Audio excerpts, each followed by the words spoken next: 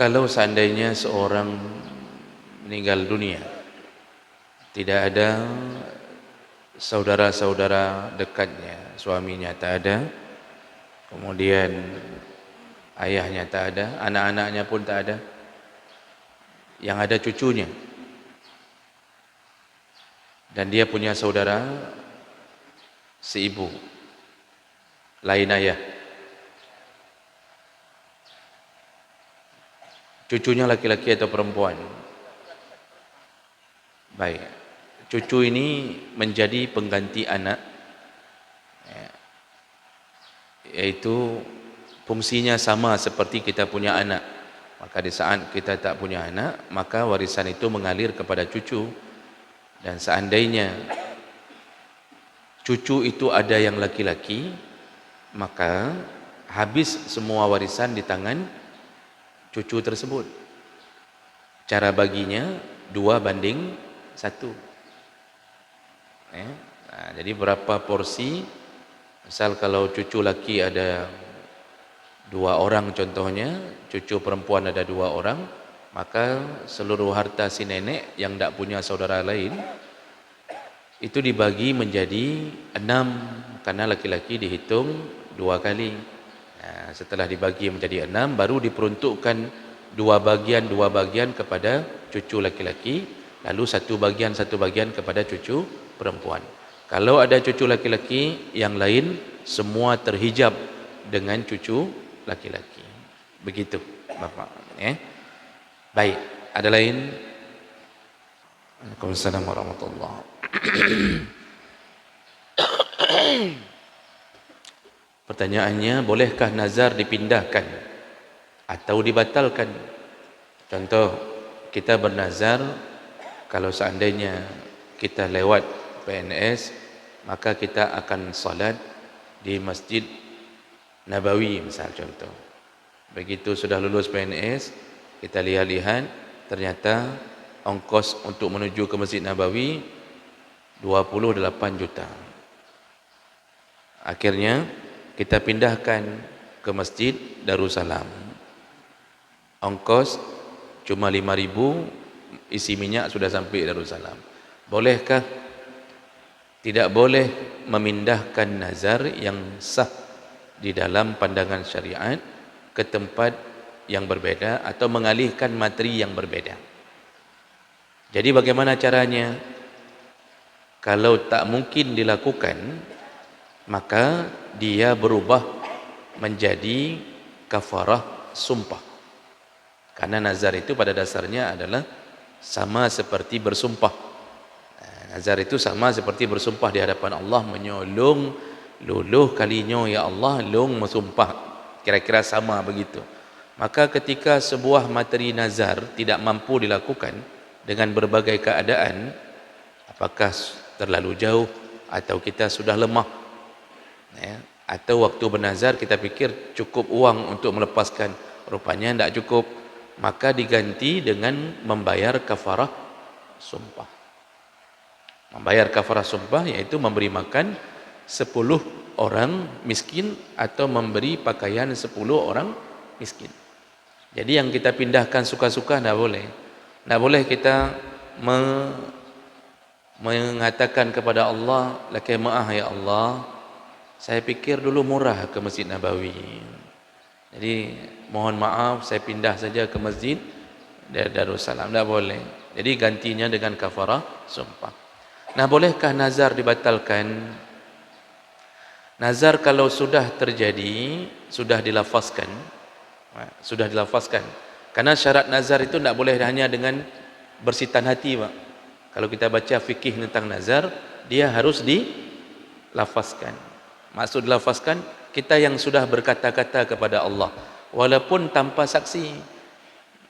Misal kita dalam kamar mengucapkan, kalau saya dapat anak perempuan, maka saya akan melakukan ini dan itu misal.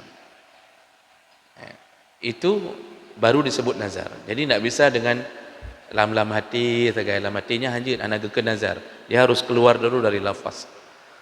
Lalu kemudian ternyata kita ingin batalkan misal, Konsekuensi nazar yang kita ucapkan ingin batalkan. Kalau sudah kita lafazkan, maka berjalanlah nazar itu. Artinya, kalau betul Allah beri anak perempuan, wajib bayar. Sebagaimana konsekuensi nazar. Kalau tidak diberi, ya tidak bayar-bayar. Nah, dah. Sekarang kita sebelum terjadi ingin batalkan. Kalau ingin batalkan, sama hukumnya seperti membatalkan sumpah. Kembali ke kafarah sumpah. Jadi sama seperti membatalkan sumpah tadi. Kita juga bersumpah begitu. Wallahi, demi Allah. Ya, kalau begini aku akan begini. Ternyata ingin kita batalkan, bayar kafarah sumpah. Begitu cara membatalkannya. Kalau ingin membatalkannya.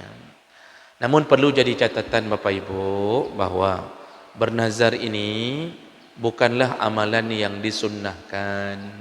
Jangan sedikit-sedikit bernazar. Makanya Imam Syafi'i pun sampai mengatakan orang yang bernazar, sering bernazar, menunjukkan dia adalah orang yang pelit kepada Allah. Kenapa disebut pelit? Bakhil. Artinya dia baru memberi ke Allah kalau Allah memberi untuknya.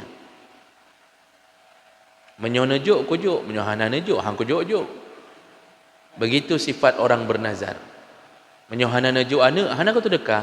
Nejuk ana oleh baru kau sedekah. Makanya Imam Syafi'i mengatakan nazar itu menunjukkan bakhilnya orang yang sering bernazar. Seharusnya bagaimana sikap kita?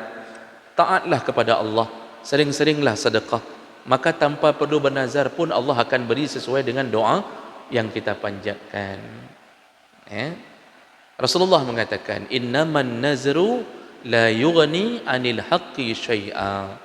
Ketahuilah, kata Rasulullah, nazar itu tidak bisa merubah kebenaran atau catatan yang telah dimaktubkan Allah di Lauhul Mahfuz. Kita minta anak perempuan, anak laki sudah 4 orang, minta anak perempuan. Begitu diberi oleh Allah anak perempuan, itu juga bukan karena nazar kita, tetapi memang tertulis di Lauhul Mahfuz, anak perempuan baru dapat setelah diselingi oleh 8 orang anak laki-laki. Nah, jadi kata Nabi, tidak merubah ketentuan di Lauhul Mahfuz. Makanya tidak usah sering-sering nazar Bapak Ibu. Taat saja kepada Allah. Allah beri sesuai dengan apa yang, bahkan melebihi dengan apa yang kita angan-angankan. Ini orang Aceh ini suka sekali nazar. Makanya anaknya namanya Nazaruddin, Nazarullah. Kalau perempuan Nazariyah, Nazariyati.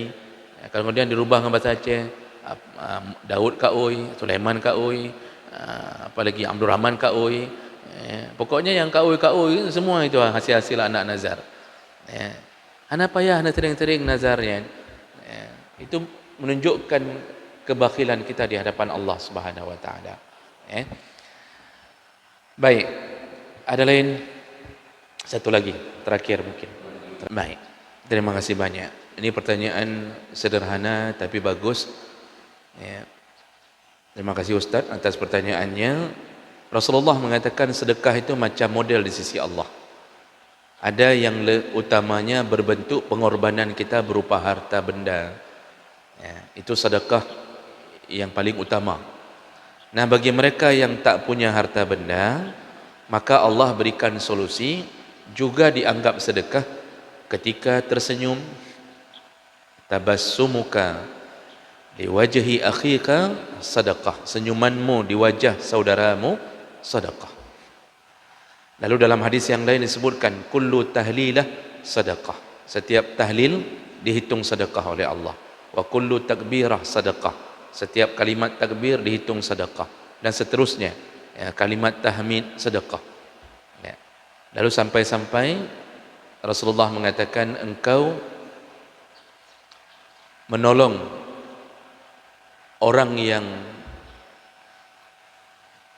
jatuh barangnya dari kenderaan, lalu engkau tolong, engkau naikkan barangnya ke kenderaannya kembali. Misal jatuh barang dari unta, kita tolong naikkan barangnya ke untanya kembali, itu pun dihitung sedekah. Jadi sedekah itu banyak model yang dihitung oleh Allah sebagai pahala sedekah. Nah, apakah semua sedekah selain harta juga bisa menahan azab kubur kalau itu terjadi? Apakah bermanfaat di hari kiamat? Sama manfaatnya. Sama manfaat. Karena di sisi Allah tetap hitungannya masuk dalam kategori sedekah. Tapi kalau orang kaya cuma senyum-senyum aja, itu kalau dibela sama malaikat sedikit dibela apa.